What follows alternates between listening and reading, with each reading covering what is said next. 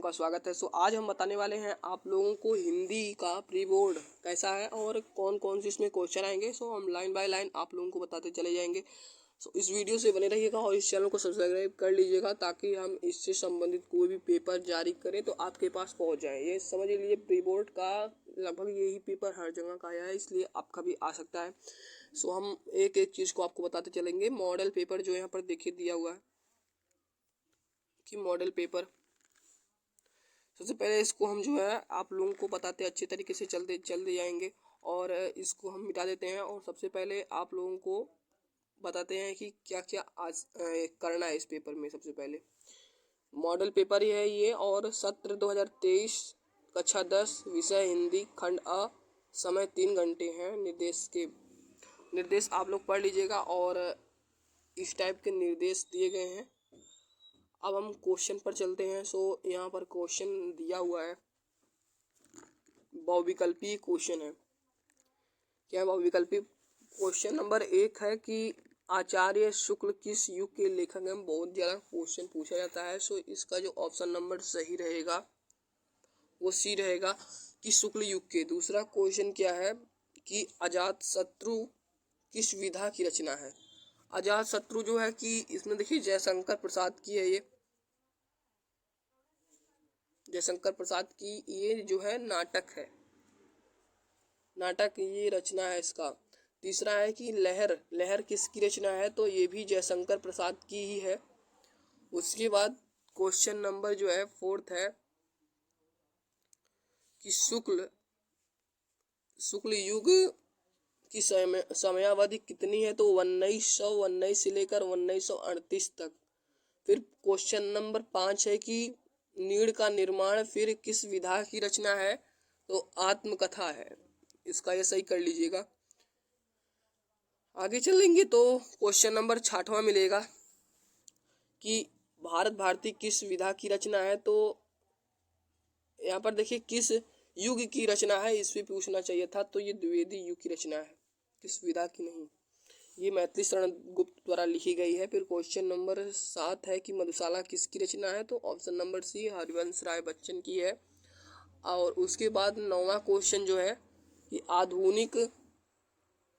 आधुनिक काल कब से कब तक है, तो ऑप्शन नंबर जो है यहाँ पर ये रहेगा सन 1843 से अब तक का जो है वही सही रहेगा। और अगला क्वेश्चन है कि मध्ययाम किस युग के कवि हैं। ये आधुनिक काल के तो नहीं है, आदि काल के भी नहीं, भक्ति काल के भी नहीं, ये ऑप्शन नंबर डी है, रीति काल के हैं। फिर 11वां क्वेश्चन है कि हास्य रस का अस्थाई भाव क्या होगा, तो इसका शोक भी नहीं है, रति भी नहीं है, हास्य है। क्वेश्चन नंबर 12 सोहत ओढ़े पीत पट श्याम सलोने गात मानो नीलमणि शैल पर आतप परियो प्रकाश। उपयुक्त पंक्तियों में कौन सा अलंकार है, तो उत्प्रेक्षा, जिसमें मनो मानो जनु जानो ये सब आता है। उसमें देखिए पर मनो आया है, इसलिए जो भी ये उत्प्रेक्षा अलंकार हुआ। आगे चलेंगे तो 13 जो है रोला कि रोला छंद में कुल कितने चरण होते हैं, 4 चरण होते हैं। 14वां की आकर्षण शब्द में किस उपसर्ग का प्रयोग किया गया है, तो बड़ा आ शब्द का प्रयोग किया गया है। प्रत्यय कितने प्रकार के होते हैं, बहुत ही ज्यादा क्वेश्चन ये पूछा जाता है कि प्रत्यय के प्रकार का वर्णन कीजिए।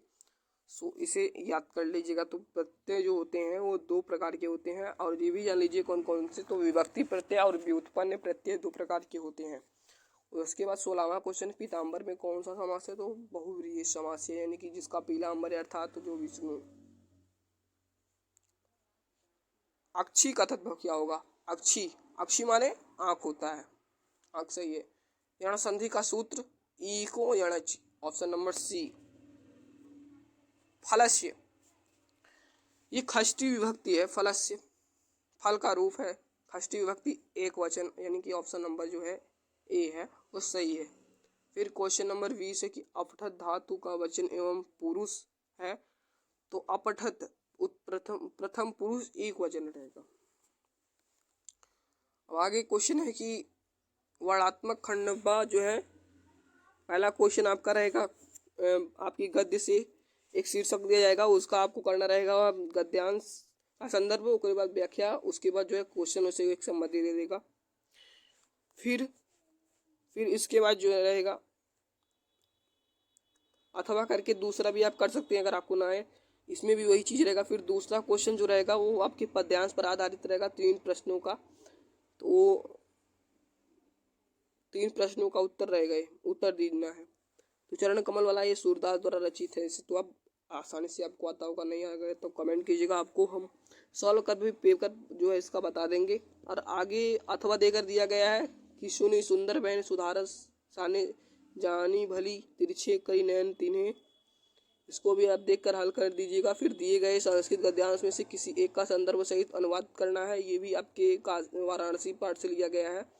और ये ना आए तो आप दूसरा कर सकते हैं अथवा जो दिया गया है। फिर चौथा क्वेश्चन में एक श्लोक लिखकर आपको, नहीं, चौथा में पद्यांश से आधारित रहेगा 5 नंबर का। फिर अथवा ना ये कर लीजिएगा, अथवा के बाद जो सर्वे भवंती वाला है अगर पहला ना आ रहा हो तो। 5वें क्वेश्चन में आपको खंड काव्य के आधार पर प्रश्नों में से किसी एक का उत्तर देना होगा। अब जिस जिले के हैं आपको उसी जिले का ही लिखना होगा, अगर आप कहीं और का लिखेंगे नंबर नहीं मिलेगा। क्वेश्चन नंबर 66वें का दिए गए लेखकों में से तो एक आप जिन परिचय देंगे हमें तो अब बताएंगे, तो आचार्य रामचंद्र शुक्ल का लिखिएगा, बहुत ज़्यादा आसान रहेगा और ये हर बार आता है। और इसमें जो है वो स्वामी तुलसीदास, सुमित्रानंद पंत, महाकवि सूरदास और एक बिहारी लाल का भी याद कर लीजिएगा क्योंकि इनका भी बहुत ज़्यादा पेपर में आता है, बिहारी लाल। फिर 7वां क्वेश्चन है कि अपनी पठित पाठ्य पुस्तक में कंठस्थ कोई एक श्लोक लिखिए जो प्रश्न पत्र में ना आया हो। फिर उसके बाद जो है